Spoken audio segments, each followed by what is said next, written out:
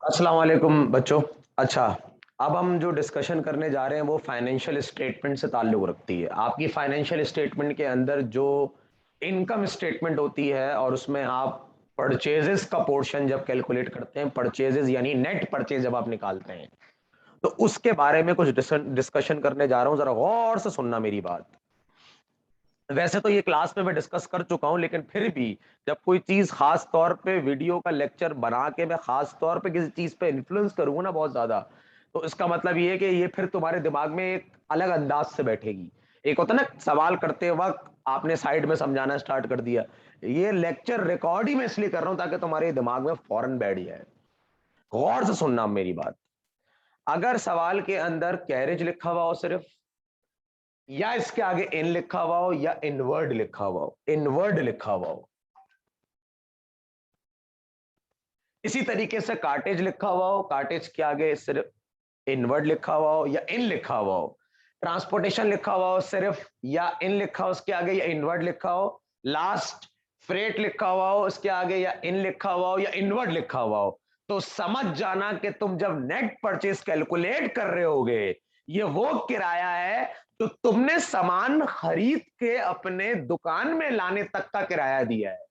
जो सामान खरीदने के वक्त, जो सामान को तुम लाड़काना से खरीद कर कराची के अपने ऑफिस में लेकर आए, अपनी दुकान में लेकर आए, और उसके दौरान का जो किराया था तुमने अदा किया है, वो है आपका कैरेज, कार्टेज, फ्रेट, ट्रांसपोर्टेशन, इन या इनवर्ड। अब जब तुम नेट परचेज कैलकुलेट कर रहे होगे तो तुम इसमें इसको ऐड करोगे, और ये मैंने समझाया भी है आपको। ऐड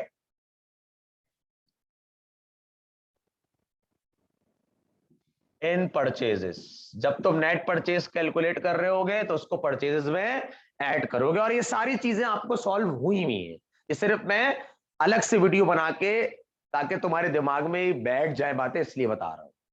दूसरी तरफ है आपका कैरेज आउट या आउटवर्ड, फ्रेट आउट या आउटवर्ड, ट्रांसपोर्टेशन आउट या आउटवर्ड, कैरेज आउट या आउटवर्ड, या डिलीवरी एक्सपेंस। मेरा बच्चा, ये कभी भी नेट परचेज में ऐड नहीं होंगे, ये कभी भी कॉस्ट ऑफ गुड सोल्ड का हिस्सा नहीं बनेंगे। इसको हम अपनी इनकम स्टेटमेंट में ऑपरेटिंग एक्सपेंसेस में शो करेंगे। इसको हम ऑपरेटिंग एक्सपेंसेस में शो करेंगे, ऑपरेटिंग एक्सपेंसेस में शो करेंगे। हम इसको नेट परचेज में ऐड नहीं करेंगे। गौर से सुनना।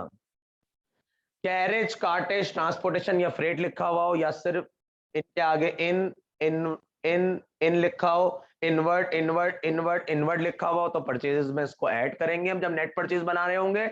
और अगर इन्हीं नाम के आगे आउट या आउटवर्ड लिखा हुआ है, आउट आउटवर्ड लिखा हुआ है, आउट आउटवर्ड लिखा हुआ है, या डिलीवरी एक्सपेंस लिखा हुआ है, तो हम इसको ऑपरेटिंग एक्सपेंस में शो करेंगे, नेट परचेज में ऐड नहीं करेंगे।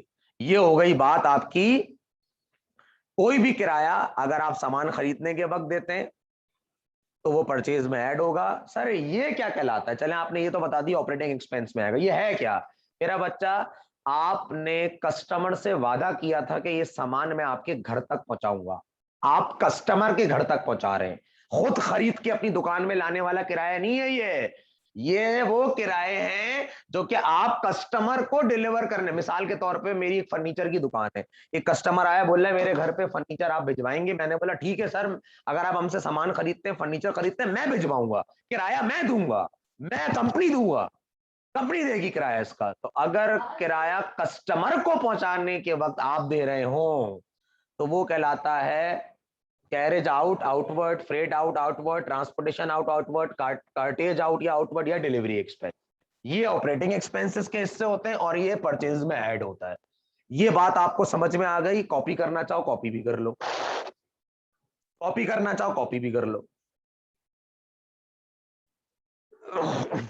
इसी के साथ अब मैं एक बात बता रहा हूं, तुम्हें गौर से सुनना, गौर से सुनना।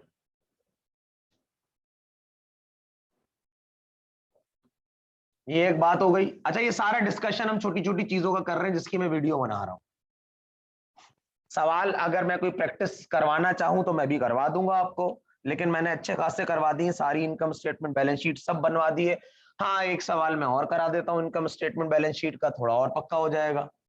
लेकिन रिकॉर्डेड लेक्चर के बाद मुझे नहीं लगता कि कोई चीज कच्ची होनी चाहिए आपकी, क्योंकि रिकॉर्डेड लेक्चर की बात आप 1000 दफा सुन सकते हैं, 1000, बल्कि 1000 से भी ज्यादा वक्त सुन सकते हैं। रिवाइंड करके, पॉज करके, रिवाइंड करके, पॉज करके, सारा बोर्ड वोर्ड सब देख सकते हो। अब सुनो बात गौर से। अगर लिखा हुआ है रिटर्न इनवर्ड, तो याद रखना रिटर्न इनवर्ड का मतलब है सेल्स रिटर्न। अब देखो सेल रिटर्न तुम्हें पता है, लेकिन रिटर्न इनवर्ड का मतलब नहीं पता। तो रिटर्न इनवर्ड लिखा हुआ अगर, ये मैं खुदा ना खास्ता अगर, अगर अमूमन ना ओ लेवल्स और ए लेवल्स के पेपर में रिटर्न इनवर्ड और आउटवर्ड का लफ्ज इस्तेमाल हो रहा होता है। तो अगर सेल, अगर ये रिटर्न इनवर्ड लिखा हुआ है, रिटर्न इनवर्ड लिखा है, इसका मतलब ये सेल रिटर्न है। और अगर रिटर्न आउटवर्ड लिखा हुआ है, तो इसका मतलब है ये परचेज रिटर्न है।